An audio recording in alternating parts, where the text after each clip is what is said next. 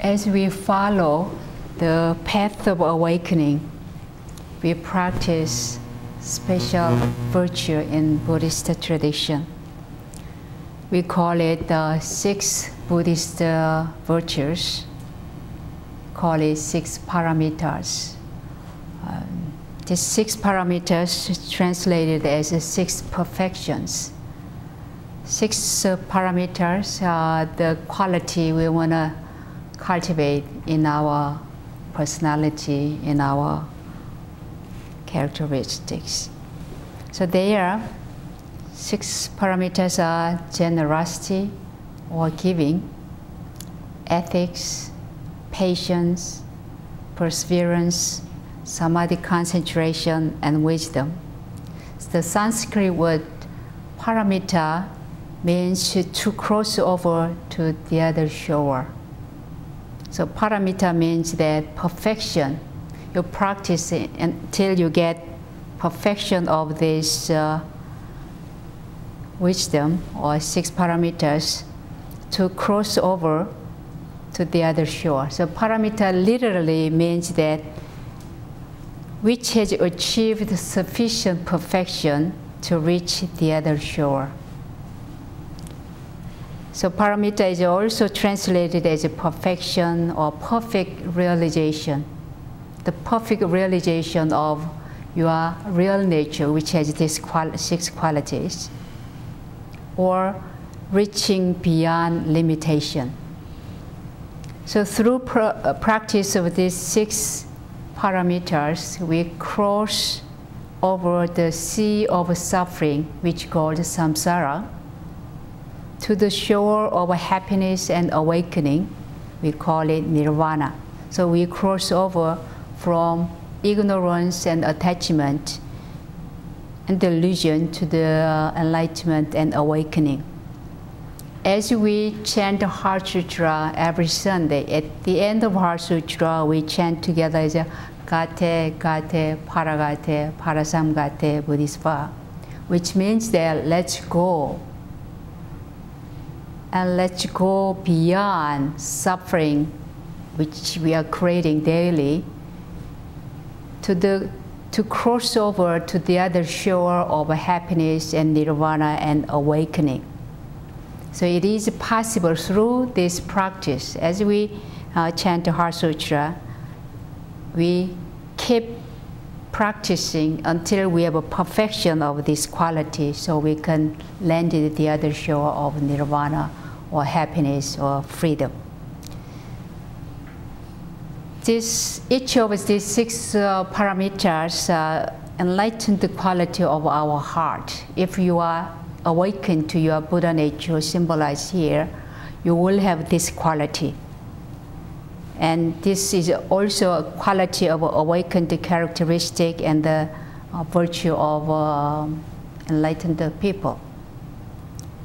This is also innate see, which you all have within yourself. So these parameters are the very essence of our true nature. So all six qualities like wisdom or samadhi concentration or patience or perseverance or ethics and generosity all have you within yourself as a Buddha nature. The problem is that since this awakened quality are hidden by your greed or selfishness or delusion or karmic tendency, we need to develop it and cultivate it by removing this defilement in our daily activities. So it is critical to understand you have this quality, but you are also hindering it, nobody else.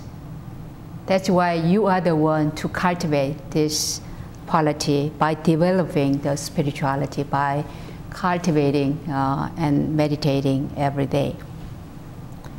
These six parameters are inner cultivation, therefore, it's our daily practice to incorporate in our daily life with the compassion, loving kindness, wisdom, and enlightened beings. So paramita, the 6 paramita, is the 6 kinds of virtuous activities that are required for the enlightenment. Unless we cultivate these 6 qualities, we will not experience enlightenment, nor we can skillfully serve others, the well-being of humanity. So we need to understand this, that bringing these 6 virtuous qualities of our true nature into daily expression, we need discipline, we need practice, and we need sincere cultivation. This is the path of awakening, to serve highest well-being of all living beings, as well as awaken the heart of unconditional love, wisdom, and compassion. So today I will focus on first paramita, called the perfection of generosity, or Dharma paramita. This Dharma paramita is the first step to express in our daily life and practice in our daily living as awaken the quality of generosity, charity, or giving and offering. This essential quality of this paramita is coming from understanding the oneness of all humanity, so we can practice unconditional love and openness of our mind and heart. It's hard to do that, but if you have enough practice and cultivation, you will have courage to have this openness, as well as find ways to practice giving and offering and generosity. So from very depth of our heart, that we practice this offering of our love, compassion, wisdom, inner peace, time and energy, as well as the resources to serve universal good. So dana means voluntarily giving one's material goods, times, and wisdoms. So dana means that by practicing this generosity, we overcome selfishness, we overcome greed, we overcome egoism, and to avoid the suffering in the future. If you have this kind of quality of greed or egoism or self-centeredness, it doesn't really help you to grow in spirit, or doesn't make you happy or feel good about it. This is a very negative quality, draw you down to the darkness. So giving is one of the essential beginning steps of our practice. So our giving can always be unconditional. Without expecting anything, we just practice giving and sharing. Completely free of any selfish desire. When you're giving and sharing, that no desire or no selfish desire for gratitude, they pay back to you, or recognition or advantage or reputation or any worldly reward.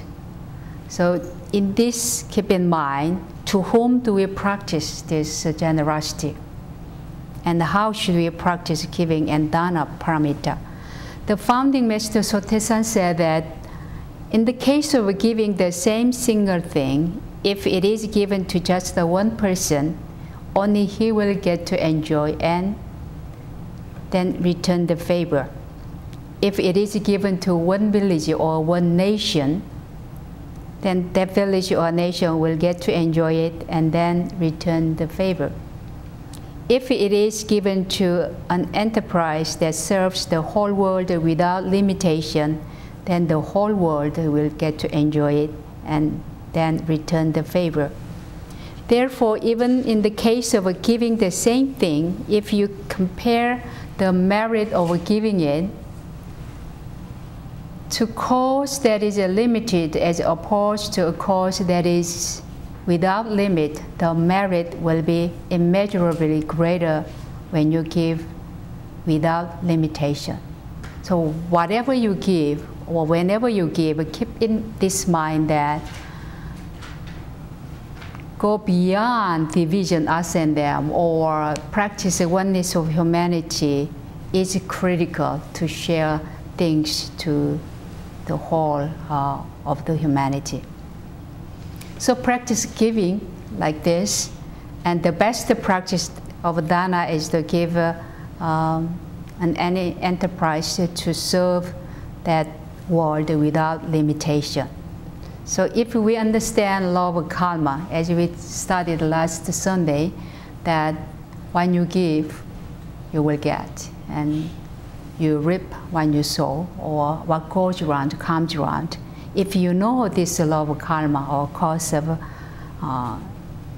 in principle, cause and effect, it is very natural to practice this generosity, because you want to have this kind of quality in your life when you are in need.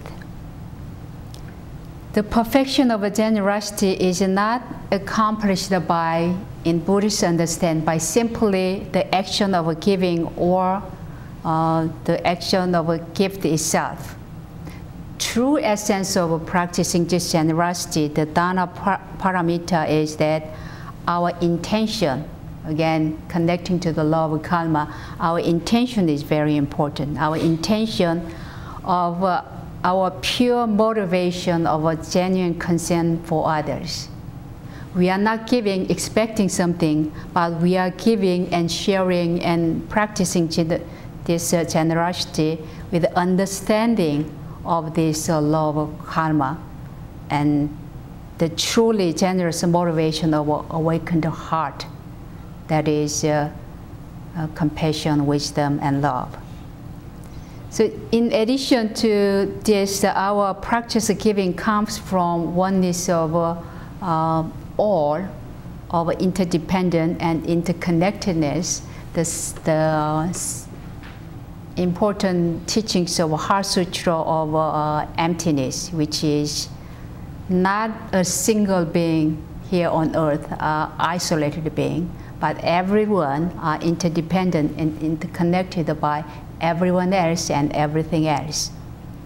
So if we understand this core principle of Buddhism, it is naturally practicing this generosity free of discriminating regarding who is worthy or who is not worthy to receive. So when we practice this paramita of generosity, it is wise to contemplate the benefit without your selfish desire, but naturally what you give out is coming back to you, and make sure that you give out positive, creative, and effective things, so we can have that kind of quality when we are receiving it. This benefit of this practice is that if you know disadvantage of being miserable, as well as the obvious fact that our body and our wealth are impermanent. Not only our body and our wealth, but everything is impermanent according to Buddhist understanding. If we understand this truth of impermanence again, whatever you have opportunity to share, to give, to help, to cultivate, to develop, and we need to use maximum of this opportunity. With this in mind, we will certainly be encouraged to use our body and our wealth to practice generosity while we have them. So generosity is a cure for any affliction of greed, cruelty, and possessiveness. Think about your life, think about anything in our world. If anybody have this greed, cruelty, and possessiveness, their life is full of suffering, because these are cause of suffering. In this practice of giving, we can offer our time, our energy, any material things, or food, or clothing, or gifts to assist others. But also we can offer very unique Buddhist quality of a fearlessness, or peace, or inner peace, protecting others from harm, or distress, or fear, or terror. There are so many people, even today, within given circumstance, are suffering with this kind of unknown fear, with depression, or all different kinds of unwholesome thought in their mind. So if you can help them to cultivate their inner peace and find ways to free their fear and worry and anxiety, is a very important way to sharing of this generosity. In this way, we can offer care and comfort, helping others to feel safe and peaceful.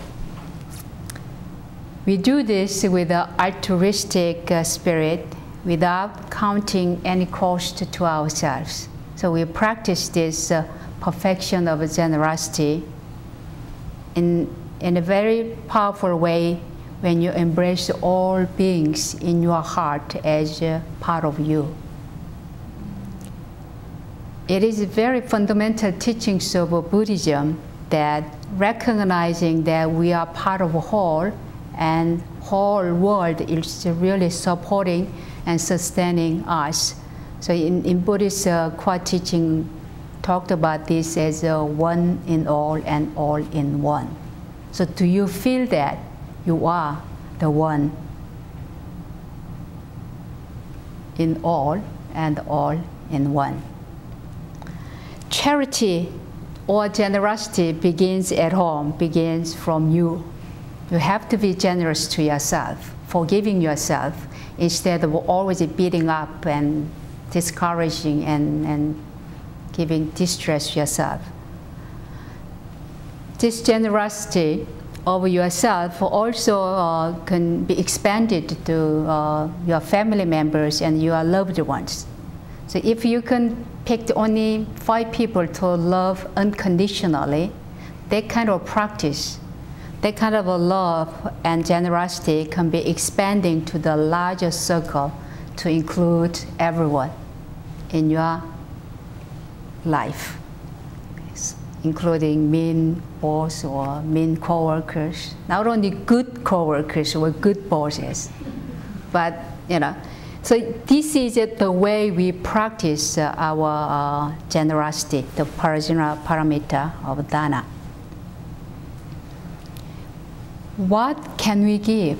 What can you give? The first thing, we can give a generous contribution, giving our material possessions.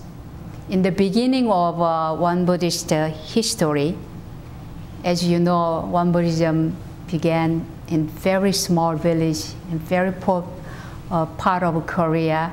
Under the Japanese colonial period, the condition was very, very bad. And how we built the community was that very simple way, and we can practice all here too.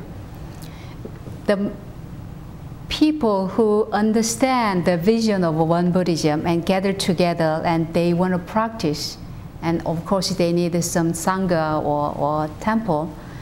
So the first thing they did was that most people at that time was smoking and drinking. It's part of their daily life. When you have a lot of stress, I think it's common to do this. So they resolved to stop smoking and stop drinking and save that money. How much? I don't know. How much is it for cigarette or drinking? So they saved daily. If they save the 1 pack of cigarette, save their money in the jar. And if they drink, stop drinking and save that and bring it back to the temple to build for Sangha there. And in addition to just stopping drinking and smoking, they just save 1 spoon full of rice from each meal. So think about it. I cannot contribute because I don't have. You know, when you think about that village at that time, about 100 years ago, the poor condition, but they were able to save 1 spoonful of rice from each meal and save it and bring it to temple. So that was the beginning of their contribution. If we can do that here and apply it, maybe we can save 50 cents from our each meal or $1 from each meal and contribute it in that way. So first practice of generosity is generous contribution. And second is we can give a generous thought. If you don't have anything to give, at least you can give a generous thought, right? Helping others through prayers, through goodwill, and have a good intention and positive, loving, kind thought. If we generate that kind of energy in our thought, that's a lot. So at least, you know, second step, at least we can practice always a generous thought. And third, we can give a generous speeches, generous word, a generous way of expressing things. If you find anybody, instead of just indifferent and passing by, you can give an encouraging word and kind word and motivating others by engaging fruitful conversation or inspire others. So this is a lot of what we can do through this generous thought and generous speeches. But when you see somebody doing well, how do you feel? In practical daily reality, there are so many people that they don't want to see you doing well. Be jealous, right? This is a good quality who do not practice meditation, who do not cultivate it. But at the same time, there are so many people encouraging you and happy and seeing you doing well. So this is a generous thoughts and generous speeches is also practiced in this way. If you find a loving, kind people sharing this positive thought and good intention and kind word to you, it brightens your face, right? But if you make any one phone call and if the other side are very mean and without anything, they just create that negative energy. So think about it. When we meet those people who practice their even professional giving with a loving kindness, it's uplifting and brightening our day. So we can do that. Whomever we meet, whatever we do, at least we can practice this generous thought and generous speeches. And fourth, we can give generous actions through giving of our time. So how much are you practicing this generous action? If somebody asks you something, do you stop and pay attention to and really spend the time and give these generous actions? Or volunteering it, or helping others, or serving others? And fifth is giving or assisting Dharma is one way of practicing perfection of generosity. If you can bring these teachings of Dharma, invaluable gift of instruction about the Dharma is the highest form of generosity and giving, and practice of Dharma paramita. Thus, any contribution and your participation or guiding others to learn Dharma, giving Dharma, have opportunity to practice Dharma is the highest form of giving. Why?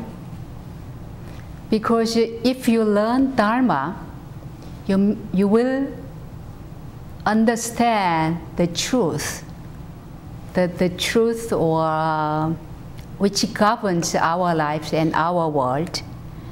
If you understand that truth, then naturally you want to practice them. When you practice them, not only changing your day here and now, but it can change forever for your future. It's an eternal future. You will be reshaping and relearning to make sure you create brighter future and better reality for your future. That's why it is critically important. So inviting any friends or family members to learn Dharma or participate, retreat, or study together is just something very important in Buddhist tradition. So how can you practice perfection of giving now?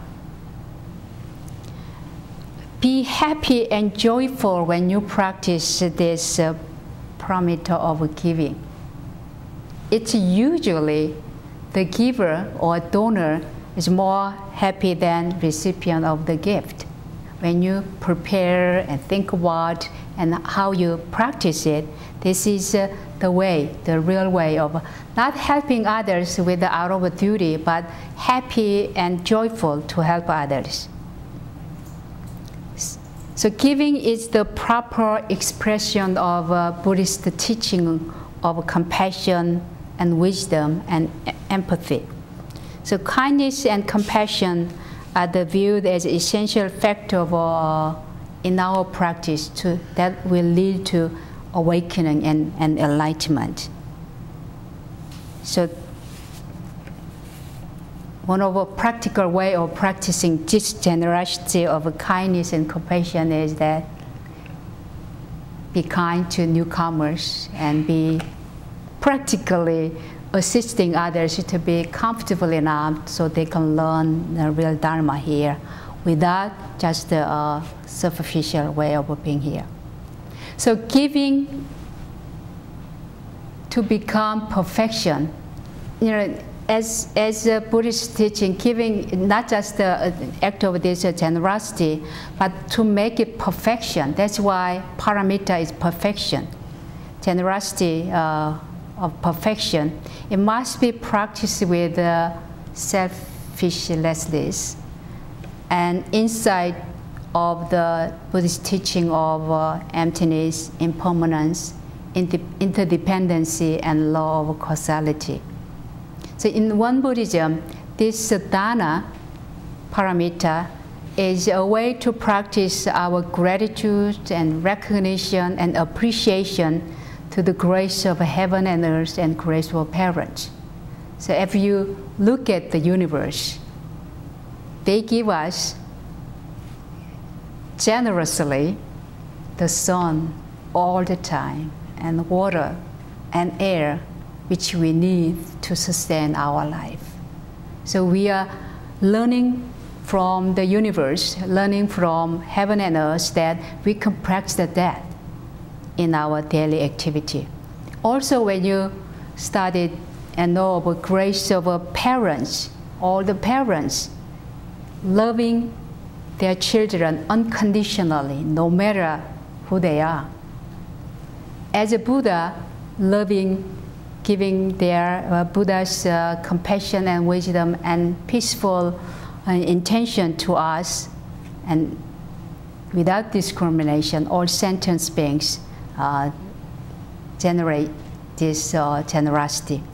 So practicing this dana paramita is the way we can cultivate our inner peace and wisdom and compassion, which is a natural quality of our Buddha nature. This coming weeks and months, let us focus on, especially for 5 ways of practicing this Dharma, through your contribution, through your thought, through your speeches, through your actions, and bringing Dharma to your heart so you can become awakened as well as bring it to life around you.